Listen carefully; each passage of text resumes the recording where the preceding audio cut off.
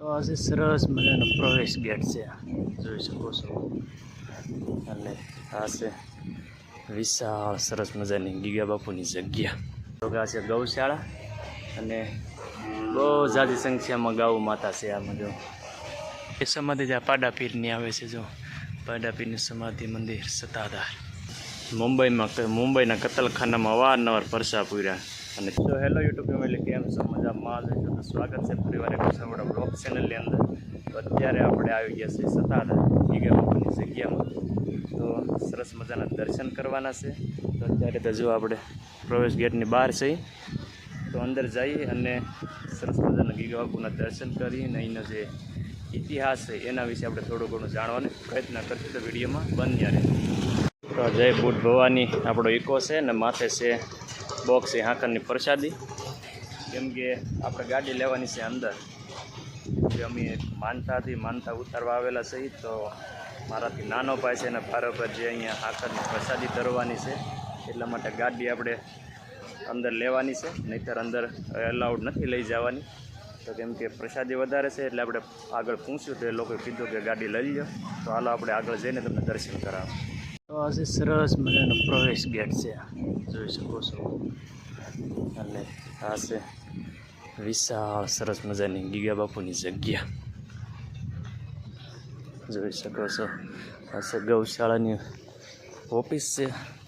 પેલી બાજુ ગાયું દેખાય એટલે ગૌશાળા છે, પણ સ્ટેપ બાય સ્ટેપ બને એટલું બધું આપણે બતાવવાનો પ્રયત્ન કરશું અને દર્શન પણ કરશું. તો વિડીયોમાં બન્યા રહેજો.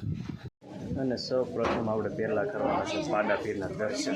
જે અહીંયા પાડો પણ પીર થઈને પૂજાણો ને એની સમાધિ છે. તો જો આ છે પાડા પીર અને બેઠા છે. કેમ કે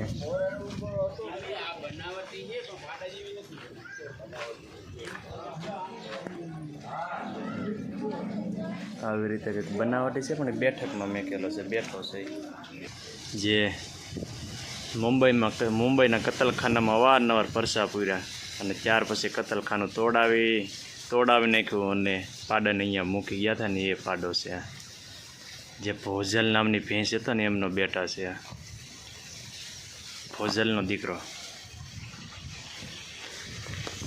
જે એક્ઝેક્ટ આપણે મંદિરને પ્રવેશ દ્વારની અંદર જે જગ્યામાં આવીએ ને, તો ત્યાં પહેલી સમાધિ જ્યાં પાડા પીરની આવે છે, જો પાડા પીરની સમાધિ મંદિર સત્તાધાર.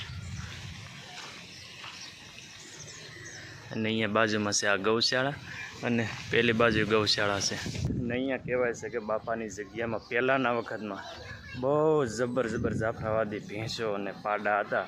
તો અહીંયા એક પાડા પીર એવી રીતે પૂંજાય છે કે અહીંયા જે મુંબઈના લોકો જે કહેવાય છે કે પાડાને અહીંથી લઈ ગયા હતા, અને કહેવામાં એવું હતું કે મારે નસલ સુધારવા માટે અહીંથી પાડો લઈ જવો છે. અને ત્યાર પછી એ લોકો ત્યાંથી પાડાને કતલખાને મુંબઈમાં આપી દીધો.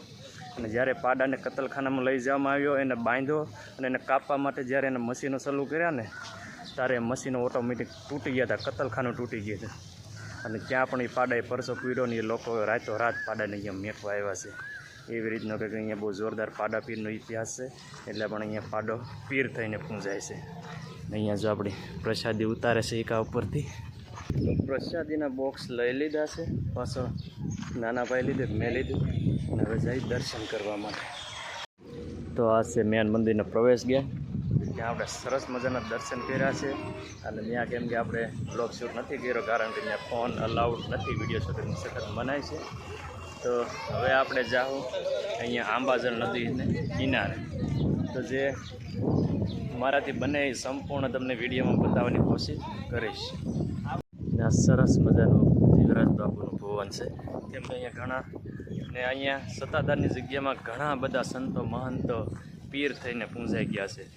તો બહુ જાણીતો અને બહુ જૂનો ઇતિહાસ છે. અને અહીંયા આવો એટલે તમારું જીવન ધન્ય થઈ જાય. એટલે મજા આવ્યા કરે. બાકી એકદમ શાંત વાતાવરણ છે. હવે જઈએ આપણે આંબાજળ નદીના કિનારે. કેમ કે મારી જિંદગીમાં હું પહેલી વખત અહીંયા આવ્યો છું. બહુ ઉત્સાહ અને ઉમંગ છે. સરસ મજાનું ભુવનની જગ્યા છે અને જગ્યા બહુ જાજી છે. અમે બધા ફેમિલી લોકો સાથે આવેલા છે.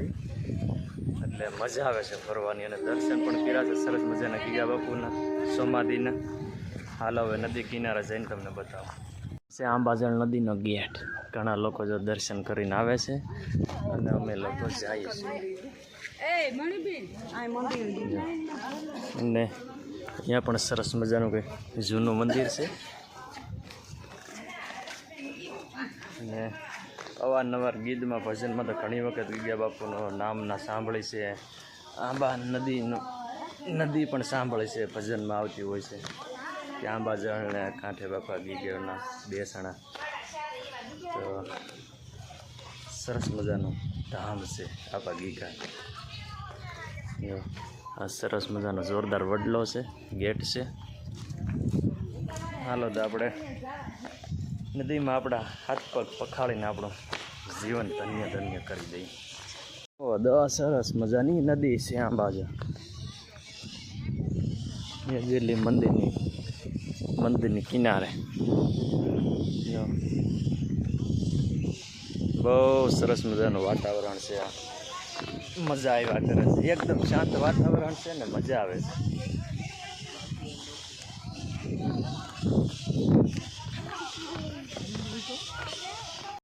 હાલો તો આપણે આવી ગયા છીએ આંબાજળ નદીના કિનારે. આપણે સરસ મજાના હાથ પગ ધોઈ નાખીને શરણામાં એક જગ્યાએ પ્રસાદી જ કહેવાય.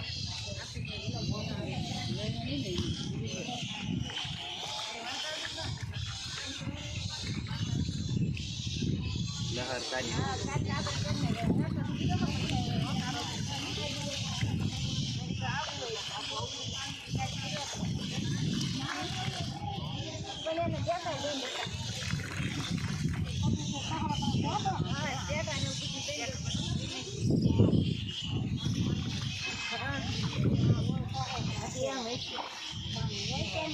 સરસ મજાના આંબાજળ નદીના પણ દર્શન કરી લીધા ને સૂર્ય ભગવાનને જળ પણ અર્પણ કરી દીધું. અહીંયા સરસ મજાના કમળ છે, જો એકદમ ગુલાબી. તો સરસ મજાના દર્શન કર્યા છે ગીગા બાપુના, અને આંબાજળ નદીના કિનારે આપણે જળ પણ સૂર્ય ભગવાનને અર્પણ કરીને નમસ્કાર કર્યા છે. ને અવારનવાર તમે બધાએ ગીગા બાપુના ફરસાની તો વાત બહુ એટલે બહુ જાણીતી છે, તમને બધાને ખ્યાલ જ હશે. પણ જે ગીગા બાપુ કહેવાય ને પીર થઈને પૂંજાણા, એટલે ગીગા બાપુએ બહુ સેવા પૂજા કરી છે પહેલાં દાન બાપુની જગ્યામાં. અને ત્યાર પછી જે દાનબા બાપુને ખબર પડવા મળી કે આ ગીગો જે છે એ કોઈ સામાન્ય માણસ નથી, એ કોઈ દેવરૂપી માણસ છે, પુરુષ છે, આ ધરતી ઉપર અવતાર લઈને આવ્યો છે. તો એને ખબર પડી કે ગીગા પીરના પરસા અવારનવાર બહુ વધતા જાય છે. એમ થતાં ધીમે ધીમે જાગૃત થતા ગયા. અને પછી જે ગીગા પીરને કહેવાય ને કે સાસણગીર કહેવામાં આવે, તાલાળા સાસણગીર ગીરની અંદર મેકલી દીધા. ગીગા બાપુ ગાયો સારવા જતા, હાવજોને એટલી બીક, અને હાવજોના બીકથી ગાયું સરે નહીં. ગીગા પીર કે હે નરસંગ, તું વયો જા અહીંથી, તારા લીધેથી મારી ગાયો ભૂખી રહે, ગાયું સરતી નથી. તો હાવજો પણ એ ગીગા બાપુને વર્તી ગયા હતા કે આ તો કોઈ દેવમુનિ માણસ લાગે. તો હાવજો બેઠા હોય, ગાયો સરતી હોય, એ ગીગા પીરના પરસાને તો શું વાત કરવી. અને કહેવાય છે કે જ્યારે ગીગા બાપુ હાજર હોય ન હોય, તો જ્યારે ગાયોનું ધણ ગીરમાં સરવા ગયું હોય ને તો ખુદ હાવજો આવી અને ગાયોને ગૌશાળાની અંદર એની જગ્યામાં મૂકી જતા. એવા પરસાની બહુ જાણીતી ને જૂની વાતો છે. તો બાકી તો જો આનંદ કરીએ, મજા કરીએ છીએ, અને જેમ જેમ મને થોડી ઘણી ખબર પડશે એ હું તમને જણાવતો રહે. અને કહેવાય છે કે અહીંયા એક ભેંસ પણ હતી, અને એ ભેંસનું નામ હતું ભોજ માતા. અત્યારે એને ભોજ માતા તરીકે અહીંયા એમનો ફોટો રાખવામાં આવેલો છે. અને જે એમનો દીકરો જે આ પાડો પીર થઈને પૂંજાણો, એ મા દીકરાની બંનેની તસવીર છે. જે ભોજલને કહેવાય કે અહીંના લોકો જે નજીકના કોઈ લોકો કે દૂધ ખાવા માટે પરાણે બળજબરીથી અહીંથી લઈ ગયા હતા દોવા માટે, કેમ કે એ ભોજલનું દૂધ બહુ વધારે હતું. તો એ લોકો કંઈક 2-3 દિવસ રાખી, ભોજલે ખાધું પીધું નહીં, અને એ લોકો દોવા બે પણ પગ ન ઊંચો કરે, પણ દૂધ ન આવે એક પણ ટીપું. અને પછી એ લોકો ત્યાંથી કંટાળીને પાસે આ જગ્યામાં ભેંસને મેકવા આવ્યા. તો કે આ ગીગા બાપુને કે આ ભેંસ તો કે દોવા નથી દેતી, દૂધ જ નથી કરતી, દૂધ નથી. ગીગા બાપુ કે એવું ન હોય, મારી ભેંસ દૂધ ન કરે એવું બને નહીં. પછી એ લોકો સામે ઊભા હતા અને ગોવાળોને કીધું કે તમે ભેંસને દોવો ભોજલને, એનું નામ હતું ભોજલ.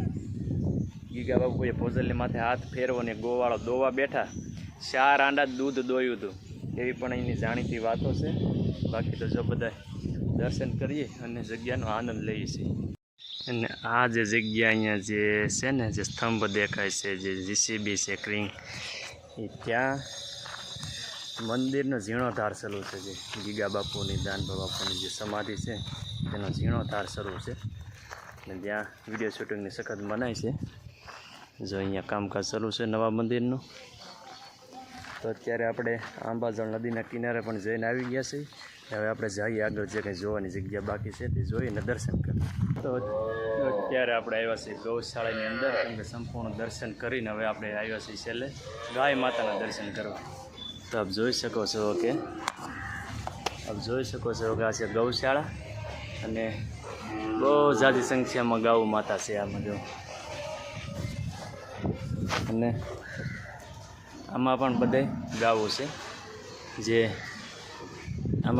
ગાવું છે અને ઓલી લાઈનમાં પણ ગાવું છે. જો આમાં પણ ગાવું છે અને નાના નાના વાસરો છે જો. અને બહુ મસ્ત ગાયું છે. જો આ ગા વિયાણેલી છે. જરું નાનું વાસરડું